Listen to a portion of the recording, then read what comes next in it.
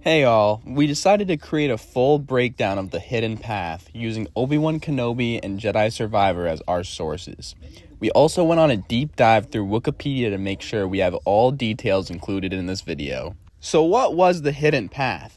It was essentially a Force-sensitive underground railroad to protect Force users from the Empire and any others that pose as threats to the future of the Jedi Order. In this video, you will learn all members of the Jedi Hidden Path and the Jabiim Hidden Path groups. You will also learn all events surrounding the Hidden Path in Star Wars canon. So kick your feet up, get some munchies, and enjoy the video. Now, in chronological order, we start off on Daiyu, where a vessel of the Hidden Path resided. Former Jedi Master Obi-Wan Kenobi agreed to find and rescue Princess Leia Organa from the Black Mask Gang. The Black Mask Gang's headquarters was on Daiyu, a dangerous city-like planet. Daiyu was a mostly lawless world covered in urban development. Criminals sold illicit goods openly, and bounty hunters would visit the world's markets to see if they could find tips for profitable targets. In 9 BBY, the third sister of the Inquisitorius devised a plan to lure Jedi Master Obi-Wan Kenobi out of hiding by learning of his relationship with Senator Bail Organa. Haja Estri was a human male con artist who worked on the planet Daiyu during the reign of the Galactic Empire. A master of illusion, Estri ran a scam on Daiyu where he convinced people he was one of the Jedi Force-sensitive peacekeepers that had been hunted and killed by the Empire. He helped those in need in exchange for credits for his services. He partnered with a young boy named Jaco, who could find potential clients and lead them to Estri. Haja Estri helped a young Corran Horn and his mother off Daiyu while former Jedi Master Obi-Wan Kenobi watched from the shadows. Kenobi approached Estri and told him he required his services in finding a kidnapped girl, this being Princess Leia Organa. Haja agreed to help Kenobi after he uncovered his scam and directed Kenobi to a spice den.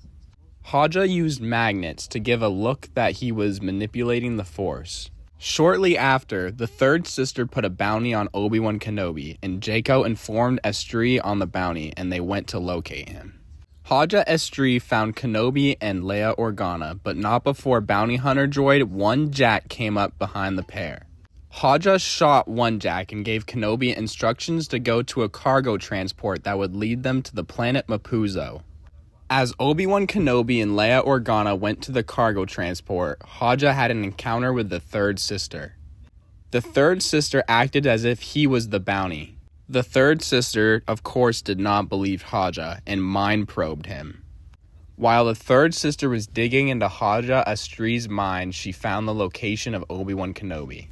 With Inquisitors all around, Obi-Wan Kenobi and Leia Organa just barely escaped onto the cargo transport and headed for Mapuzo.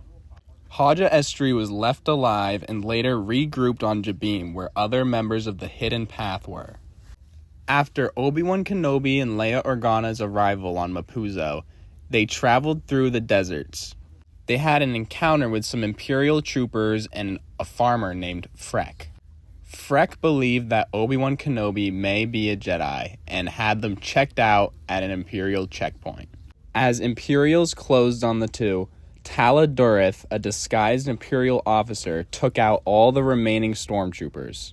Tala Durith was a human female who worked in the Imperial Army in the Galactic Empire. While on an outer rim planet, Gorel, she participated in the execution of 4 Force-sensitive families. Having initially joined the Empire to make a positive difference, she was delusioned by the Empire's cruelty. Afterward, Durith joined the underground network known as the Hidden Path and began helping smuggle Force-sensitive individuals out of the Empire's reach. Tala Durith stayed with the Empire to cover up any Hidden Path secrets that may arise. It was revealed that Tala Durith was Haja Estri's contact. Tala took Obi-Wan Kenobi and Princess Leia Organa to a safe house in a mining colony on Mapuzo. In the safe house, Obi-Wan Kenobi met Ned B. Ned B was an EB masculine loader droid. Ned B operated on the planet Mapuzo, and the droid worked with Tala Durith in the underground movement known as the Hidden Path. Ned B worked as the surveillance droid for the hidden safe house. Obi-Wan Kenobi looked upon a wall in the safe house. This wall featured names of people that the hidden path helped, such as Quinlan Voss, Seer Junda, Rom Koda, Q Ron, Valen Halcyon, Rogonda Ismirin, Djinn Altis, Tiberius Anderlock, and many more Jedi. Tala mentioned that Quinlan Voss often helped smuggle Force-sensitive children. An Imperial probe droid that caught the identity of Obi-Wan Kenobi sent the Inquisitors to the mining colony. When stormtroopers searched the safe house, Ned B discreetly grabbed a hammer, preparing to fight if necessary. Although a stormtrooper interrogated him, the troopers soon left, and he disarmed himself. The arrival of Darth Vader frightened everybody in the mining colony.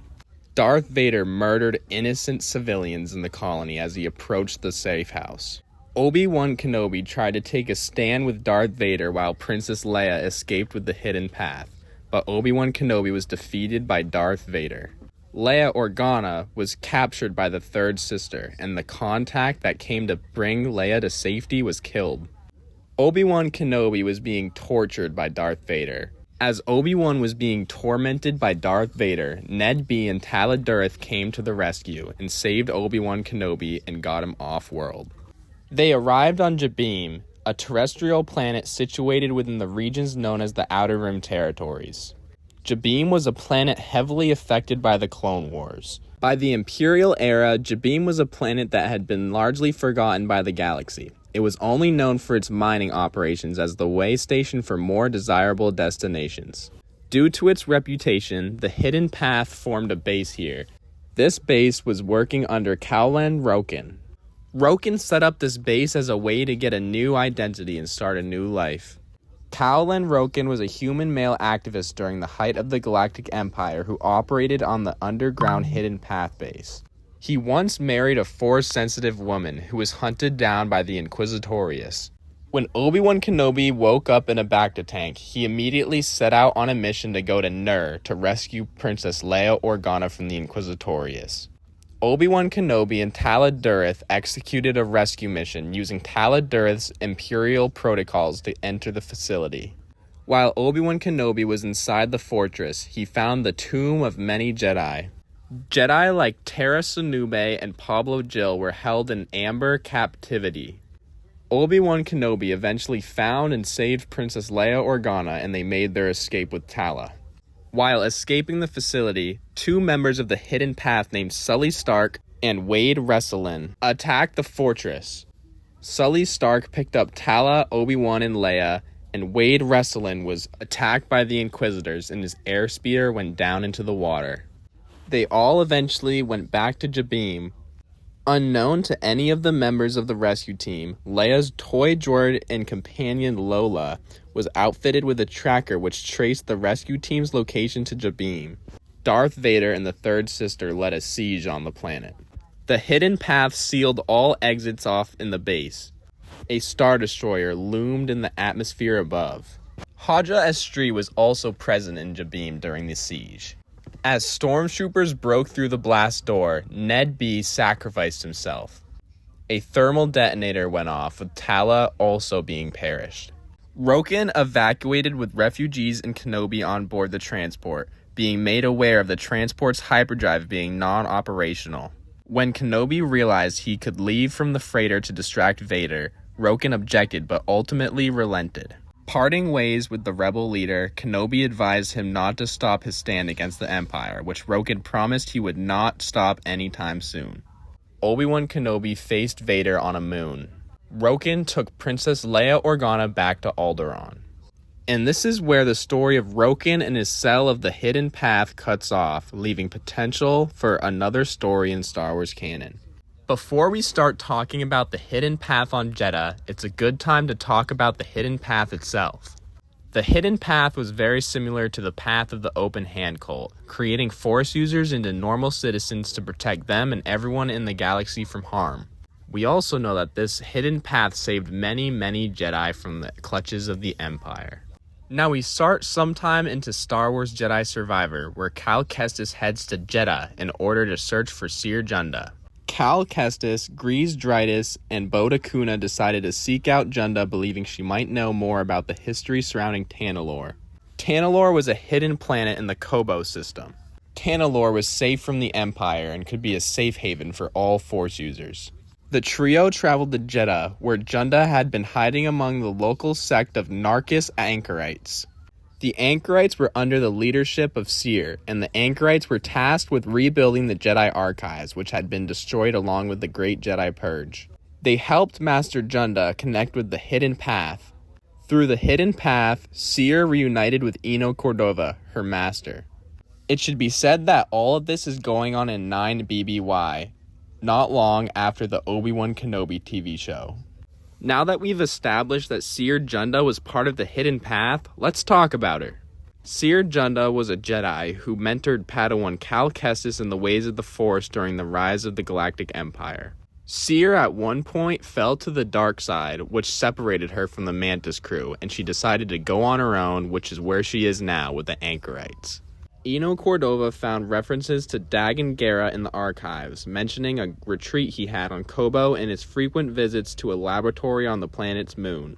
Cal Kestis left Jeddah and was in the search for the Key of Tanalorr once again. The Jeddah temple that the Hidden Path had set up in was part of the Narkis Highlands. Narkis Anchorites were everywhere in the temple, many rebuilding the archives and many doing other tasks. All of them believed in the future of the Jedi Order and were loyal to Seer. Later, the Mantis crew traveled back to Jeddah. Cal gave an old device to Eno Cordova, seeing if he could fix it so they could finally go to Tanalorr. Suddenly, an Anchorite warned Seer about an Imperial extraction force that was approaching Pilgrim Sanctuary, an important safe house for the Hidden Path.